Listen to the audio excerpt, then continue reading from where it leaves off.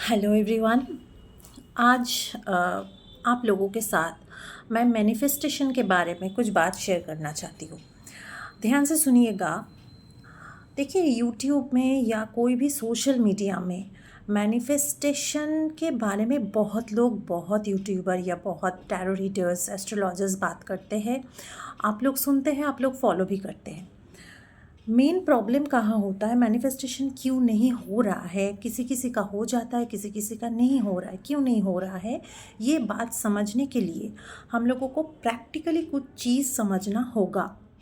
जैसे पहला बात, आप लोग साफ समझ लीजिए कि हम लोगों के सब में, मेरे, आप में या आपके फ्रेंड्स में, रिलेटिव्स में प्रॉब्लम मेनली क्या होता है? Health issues, age, relationship issues, R, HR, ठीक है। इसके अलावा होता है करियर का प्रॉब्लम एंड मनी का प्रॉब्लम, फिनांस, ठीक है। C and M, okay. हम लोग जब होपोनोपोनो करते हैं ना, होपोनोपोनो का सेशन लेते हैं, तो इसी 4 चीज़ के ऊपर होपोनोपोनो करवाते हैं ताकि ब्लॉकेजेस जो भी है वो रिमूव हो जाए। अब समझने वाली बात यह है कि मैनिफेस्ट आप क्या करना चाहते हो, पहले आपको एक चीज़ पकड़ना पड़ेगा। ज़्यादातर लोगों में प्रॉब्लम ये होता है, मनी भी मैनिफेस्ट कर रहा है, उसी टाइम रिलेशनशिप भी मैनिफेस्ट कर रहा है, उसी टाइम रिलेशनशिप को ठीक करने में लगे पड़े हैं, उसी टाइम सेम टाइम में उसको करोड़ रुपए चाहिए, उसी टाइम उसको फेमस भी होना है। नो, नहीं होता है। रियलिस्टिक वे में आपको मैनिफेस्ट करना पड़ेगा। पहली बात, जो मेन बात है ना, मेन एकदम मुद्दे की बात जो है, बात को समझो। अगर आप लोग ऑकल्ट में विश्वास रखते हो, मैनिफेस्टेशन में विश्वास रखते हो, टैरो रीडिंग में विश्वास रखते हो, तो ही ना आप लोग इसी चैनल को फॉलो करते हो ना, ऐसे जो भी चैनल्स है फॉलो करते हो।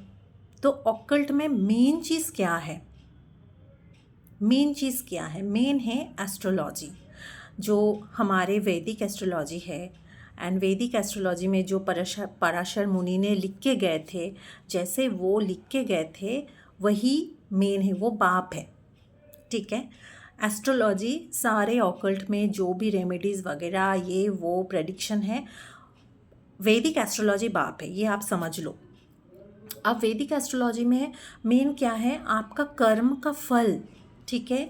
आप पिछले जन्म में, उससे पहले जन्म में, उससे पहले जन्म में क्या क्या सिंचित करके लेके आए हैं, उसका फल तो आपको यहाँ पे भुगतना पड़ेगा। और यहाँ पे हम लोग जन्म लेते हैं, मुंह से 2 बात निकल जाते हैं, वो भी बैड कर्मा बन जाता है। किसी को जेलस हो जाता है, वो भी बैड कर्मा में आ जाता है। तो कर्म, ओके। तो ये जो 12 घर है ना, एस्ट्रोलॉजिकल कुंडली में, चार्ट में, बर्थ चार्ट में, ये 12 घर एंड वो जो 9 ग्रह है, कहाँ कहाँ पे है, कौन से डिग्री में है, कौन से कंजंक्शन किसका है, शनि के साथ राहु है या विनस के साथ राहु है, शनि जुपिटर है, ये सारा कुछ देखकर ही आपके एक कुंडली का विचार होता है। और आपकी कुंडली में जो है वो है, ठीक है, वही आपको मिलेगा, उससे आगे नहीं मिलेगा।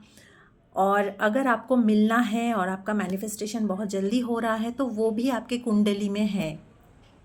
आप हार्ड वर्क बहुत ज़्यादा कर पाते हो, वो भी आपकी कुंडली में है कि आप हार्ड वर्किंग होने वाले हैं, ठीक है, जन्म से।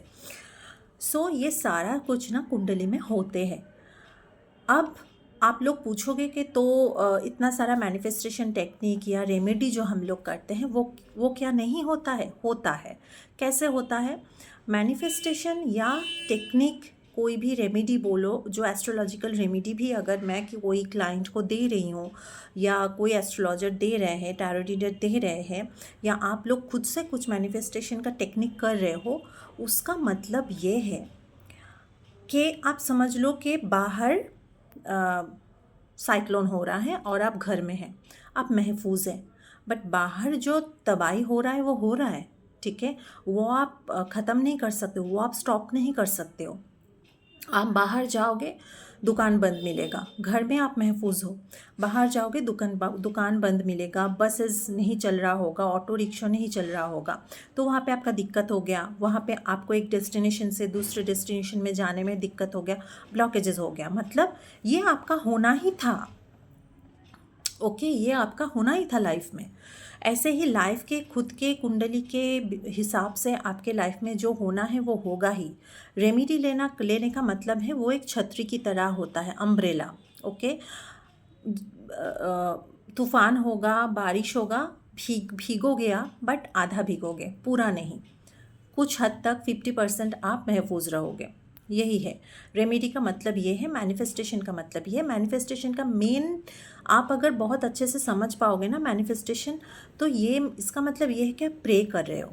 ठीक है, तरीका कुछ अलग है। जैसे कि हम लोग सीधा बचपन में बोलते थे ना कि भगवान जी ये मुझे दे दो, ये मुझे चाहिए, ये ऐसा मार्क्स मुझे चाहिए, ये लड़के को मुझे पसंद है, इस लड़के को मुझे पसंद है, इसके साथ मेरा रिलेशनशिप हो जाए।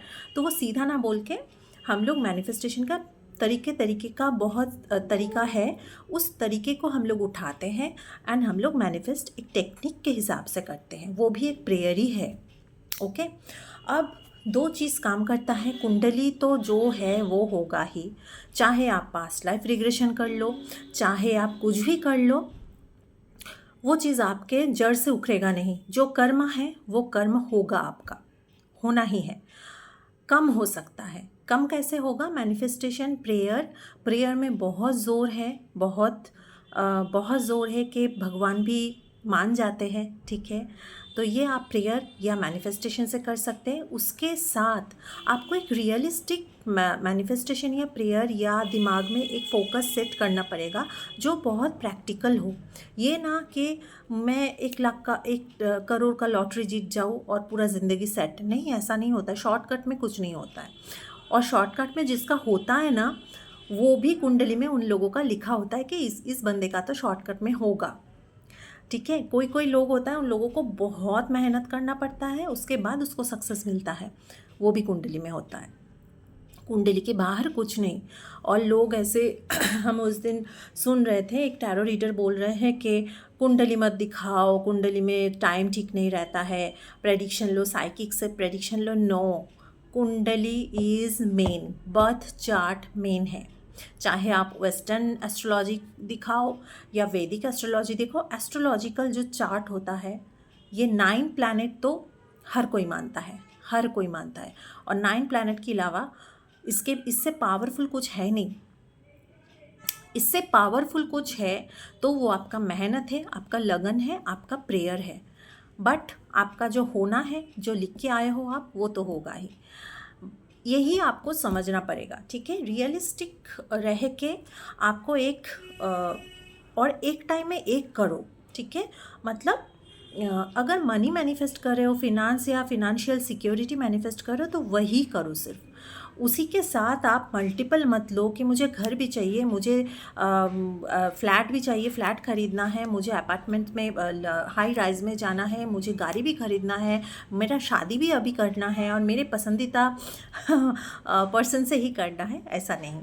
ठीक है, तो थोड़ा सा इसको समझना पड़ेगा। और हार्ट ब्रेक कब होता है पता है? जब हम लोगों का मैनिफेस्टेशन पूरी तरीके से नहीं होता है। पहले से माइंड सेट कर लो, ये नेगेटिविटी नहीं है। लोग बोलते हैं ना, यूट्यूबर्स बोलते हैं ये तो नेगेटिविटी सेट कर लिया कि आपका होगा नहीं। नेगेटिविटी नहीं है, ये प्रैक्टिकल है। ये प्रैक्टिकल चीज़ को समझो कि ये मेरा चार्ट है और ये चार्ट में मेरा ये लिखा हुआ है। ठीक है, अब मैं इसको मैनिफेस्ट करना चाहती हूँ या चाहता हूँ, चार्ट के अगेंस्ट जाके ये मैं प्रेयर कर सकता हूँ या प्रेयर कर सकती हूँ। ठीक है, वो प्रेयर का एक तरीका, टेक्निक होता है, मैनिफेस्टेशन टेक्निक्स जो भी आजकल आप लोग कर रहे हो, या रेमेडी ले लिया, यंत्रा ले लिया, एस्ट्रोलॉजिकल रेमेडीज़ ले लिया, हवन करवा लिया। उसमें क्या होता है, आपका 50% जो नेगेटिविटी या ब्लॉकेजेस था वो ख़त्म हो रहा है। अब बाकी 50% के ऊपर आपको आपका एफर्ट्स देना है बस। तो आपको 100% नहीं मिलेगा। जैसे आपको 100% भलाई या अच्छाई या आपके मन मुताबिक कोई सामने वाला पर्सन में नहीं दिखता है, वही सेम चीज़ यहाँ पे भी है। 100% नहीं होता है सब कुछ। 100% सेटिस्फेक्शन के पीछे आप दौड़ोगे ना तो आपका ही दिल टूटेगा। अगर आप आज बैठ के 30 लाख मैनिफेस्ट कर रहे हो कि मेरा पर एनम हर ईयर में मेरा सैलरी हो जाए 30 लाख का पैकेज, और वहाँ पे आपको 25 लाख का मिल गया, तो वही काफ़ी है, उसमें खुश हो जाओ। और उसके बाद आप मैनिफेस्ट करो और लगन से काम करो कि अगले साल मेरा 30 क्या मेरा 40 का पैकेज होगा, तो होगा वो। मैनिफेस्टेशन ऐसे काम करता है जब आपका माइंड बहुत प्रैक्टिकल होता है, आप अपनी कुंडली को समझते हो, और इस प्रैक्टिकल, ये एक लॉजिक एंड गाइडेंस है। एस्ट्रोलॉजी टैरो रीडिंग एक गाइडेंस है, ये स्पून फीडिंग नहीं है कि वो मेरे बारे में क्या सोच रहा है, वो मेरे बारे में क्या सोच रही है, वो मेरे से आगे निकल जाएगा या नहीं निकल जाएगा, ये सब बकवास क्वेश्चन होता है। ठीक है, आपको ये टूल्स को, इस मॉडलिटीज़ को ना गाइडेंस के हिसाब से लेना है, ना ही स्पून फीडिंग करना है। यही बोलना था। Thank you so much, bye bye.